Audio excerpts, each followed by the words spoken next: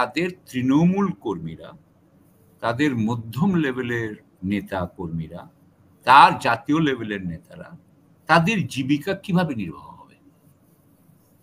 এটার মডেলটা কি?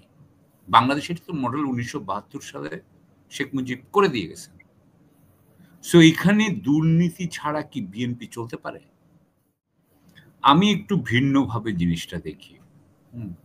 সেটা হলো, আমার একটা প্রশ্ন আছে। সে প্রশ্নটা হচ্ছে যে বিএনপি বলেন বা আওয়ামী লীগ বলেন, বাংলাদেশের যে কোনো বড় রাজনৈতিক দল, তাদের পলিটিক্যাল ইকোনমিটা কি? অর্থাৎ তাদের তৃণমূল কর্মীরা, তাদের মধ্যম লেভেলের নেতা কর্মীরা, তার জাতীয় লেভেলের নেতারা তাদের জীবিকা কিভাবে নির্বাহ হবে? এটার মডেলটা কি? বাংলাদেশের তো মডেল 1972 সালে শেখ মুজিব করে দিয়ে গেছেন। সো এখানে দুর্নীতি ছাড়া কি বিএনপি চলতে পারে? কারণ that is the model. So আমি এই জন্য মনে করি যে বিএনপিকে নির্বাচনে আনলে এটার কোনো লাভ হবে না। সার্জিস আজকে একটা কথা বলছিল যে এরা এখন 80-20 ভাগ করে নিয়েছে আওয়ামী লীগের সাথে। অর্থাৎ আমরা এখন 80 নিব, তোমার 20 নিবা। আমি 2 বছর আগে এক সময় ওই গুলিস্তানে একটা এক আওয়ামী লীগের, আমাদের খুলনা, মানে আমার নানা বাড়ি খুলনা, তো খুলনার একটা ছেলের সাথে পরিচয় হলো।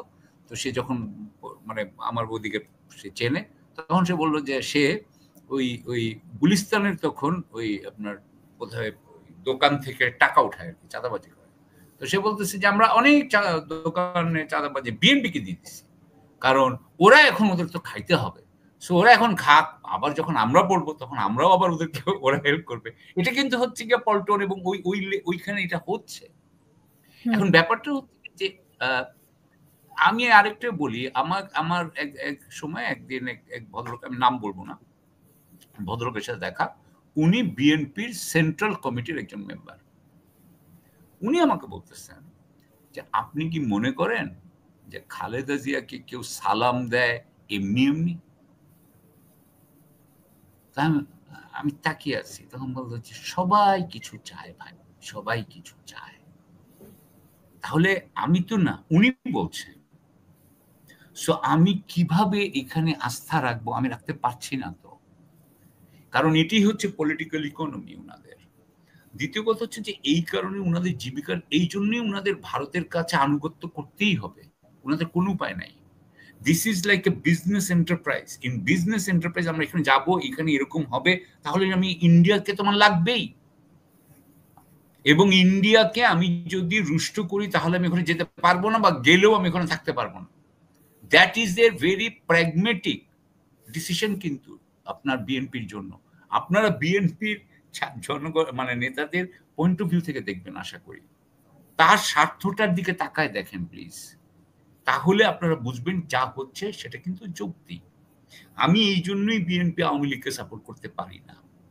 আমি এই জন্যই কিন্তু ছাত্রদের পক্ষে, আসলে কারণ ছাত্ররা তবুও ছাত্ররা কি চায়, মানে ছাত্ররা কি চায়, মানে তারা ভোটের জন্য না, তারা বিপ্লব করেছে ভোটের জন্য না, তারা কিসের জন্য মানে বিপ্লব করেছে? আমি মনে করি নাকি দল গঠনের জন্য? আমি যেটুকু মনে করি, এখানে কিছুক্ষণ আগে একজন দর্শক বলেছিলেন আমরা কি করব, সেখানে আমি যেটা বলতে চাই, আমি কুইকলি তার আগে একটু ছোট্ট করে একটু বলি আওয়ামী লীগকে আনার ব্যাপারে প্রবলেমটা একটু ছোট্ট করে বলি, তারপর আমি এখানে আসবো, ছাত্রদের ব্যাপারটাই আসবো।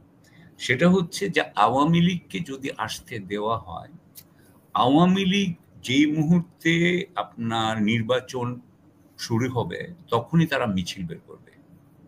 আপনি যদি মিছিলে আক্রমণ করেন, এটা আন্তর্জাতিক, কারণ ভারত কিন্তু বসে আছে এটা করার জন্য। ভারতীয় বংশোদ্ভূত সবাই যারা বিদেশে আছেন তারাও কিন্তু এটা করার জন্য বসে আছেন, যে আওয়ামী লীগকে দেখো যে তারা একটা মিছিল করছে, তারা পার্টি করতে চায়, তারা নির্বাচন করতে চায়, তাদেরকে যাচ্ছে, এটা তারা দেখাবে। তখন কিন্তু আওয়ামী লীগ একটা চান্স পাবে এইটা বের হওয়ার। এখন তারা সেই চান্সটা কিন্তু পাচ্ছে না, এটা আমাদের মনে রাখতে হবে। সো আমি আশা করি যে আমাদের যে দর্শক ভাইরা যে বলেছেন বিএনপির পক্ষে বলেছেন, আওয়ামী লীগকে আনার পক্ষে বলেছেন, আমি উত্তর দিতে আশা করি। আমি অন্যভাবে বললাম।